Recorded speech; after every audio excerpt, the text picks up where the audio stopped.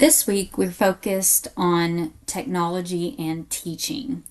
We know that technology is crucial in higher education. Many of you are able to pursue an advanced degree because of this technology. But it's important to recognize the best practices for this technology use, and I also want to introduce some ideas or advice for teaching online courses.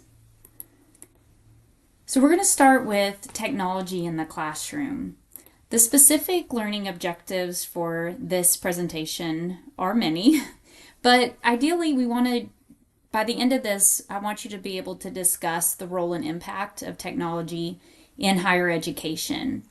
We're going to identify key considerations when deciding if you should use technology. Then we're going to describe two models that are used to help guide decisions or evaluate the use of technology in the classroom. We're going to recommend some best practices for creating lecture slides, and I'd like to know what advantages and disadvantages you can think of for allowing laptops and smartphones in the college classroom. And finally, we want to recognize emerging trends that are impacting educational technology in higher education. So I can't ask you to write as many discussion posts as I would like this week. So there's going to be a number of times when I want you to simply reflect. And then I'll try to capture some of your key thoughts in the discussion post. So when you think about teaching and learning with technology, what are the thoughts that come to your mind? How do you feel about that? Are there areas where you see that it could help in the learning process? But are there also areas where it causes difficulties and we need to maybe reconsider how we're integrating technology? So keep these in mind as we go through the lecture, and then I'll try to get you to convey some of this through the discussion post. So one of the first things that we should do when we're considering technology use is, do we really need it? So can you teach well without the technology? And that may be one of the first questions to ask yourself.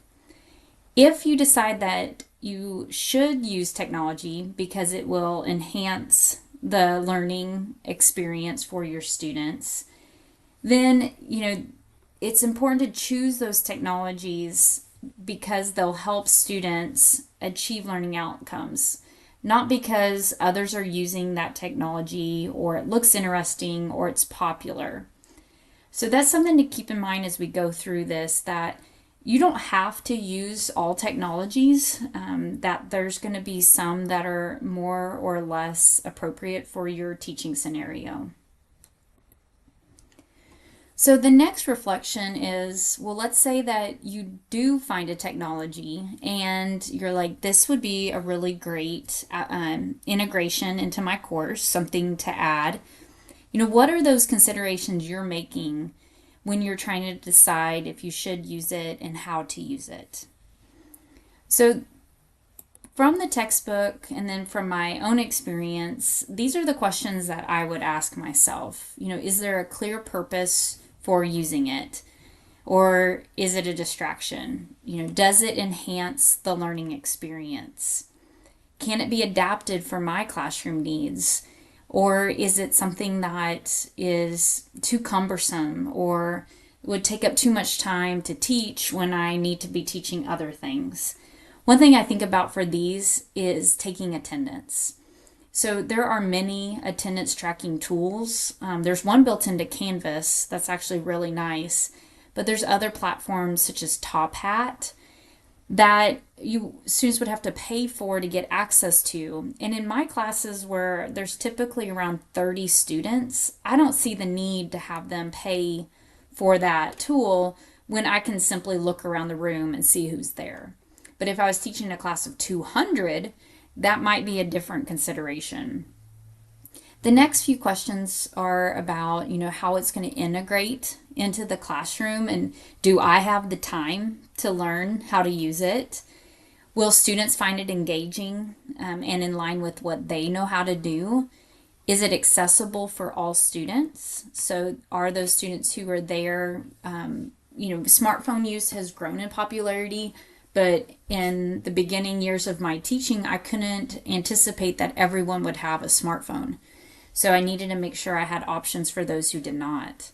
How easy will it be for students to learn to use? Can they get assistance if they have problems? And then is it going to keep their information private and secure?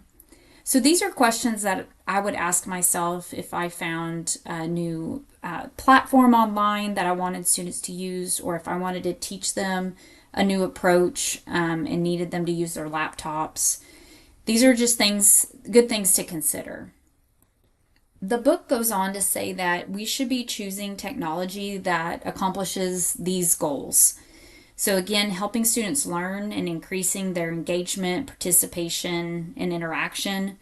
Does it improve equity? Where providing the resources online might allow more students to have access to them, just as one example. Can you students use it to create content to help demonstrate their learning or their synthesis of information? Does it allow practice at retrieval and space practice? So, can they use it outside of the classroom to test themselves? I'm thinking about Quizlets, very popular ways for students to create quizzes and then quiz themselves to practice. Does it reinforce acquisition of technological literacy? This is really important. Students today need to be able to navigate Microsoft Word platforms.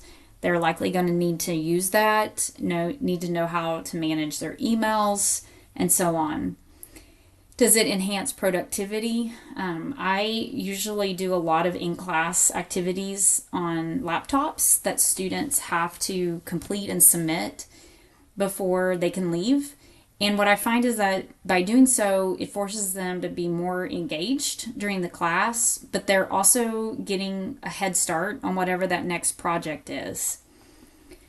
Does it facilitate collaboration among students? And we see that through Canvas discussion boards, trying to connect students in an online environment. And ideally, it would avoid creating new problems. Teachers don't usually have the time or capacity to troubleshoot every technology or IT issue, so the technology shouldn't create new problems. The book said that there are two established models that we could use when we're trying to think about integrating technology in the classroom. One of them is this TPACK model. And this is really a nice way to look at the interrelationship between these three areas of knowledge. And the framework says that in order to be successful integrating technology in the classroom, you have to be able to consider these three elements together. And they're the big circles in this visual. And so in this Venn diagram, there's these internal areas. And right here in the middle is that sweet spot that they're talking about with this framework. So this is really highlighting the conditions where a technology may be successfully implemented, but it doesn't tell you how to go about implementing it. I wanted to expand a little on this TPACK framework and just highlighting what those three big circles mean. So in this, and again, I'm not going to read this to you, but you can certainly pause my video and it will be in the notes. I just wanted to highlight what are the questions you would ask yourself as the instructor for each of those key areas. And then giving you an example of how this could play out in one scenario.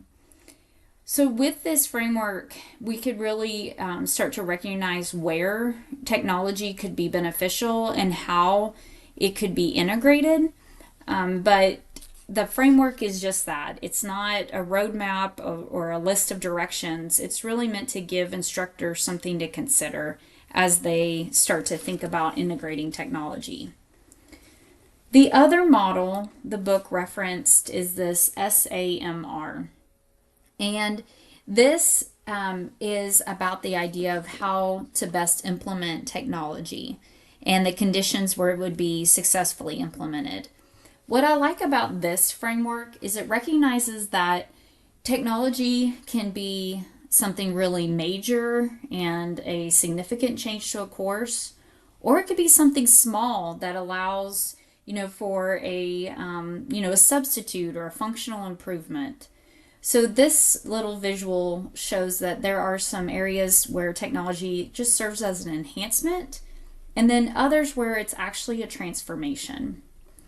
So similar to the TPACK framework, I've provided this summary of how we could see SAMR in action. And for each of these, I've tried to provide a brief summary of what that area says in terms of technology integration, what question you might ask yourself as an instructor, and then an example. And so it goes from something as simple as, instead of printing handouts for slides, you give them a PDF that could perhaps be written on with a tablet, up to a redefinition where we're creating new tasks. So students in a global ag course could potentially collaborate virtually in real time with students in another country. Just shows that there's different levels of technology integration, and sometimes you don't have to completely redo everything, and there's areas where you could make some pretty radical improvements with technology integration.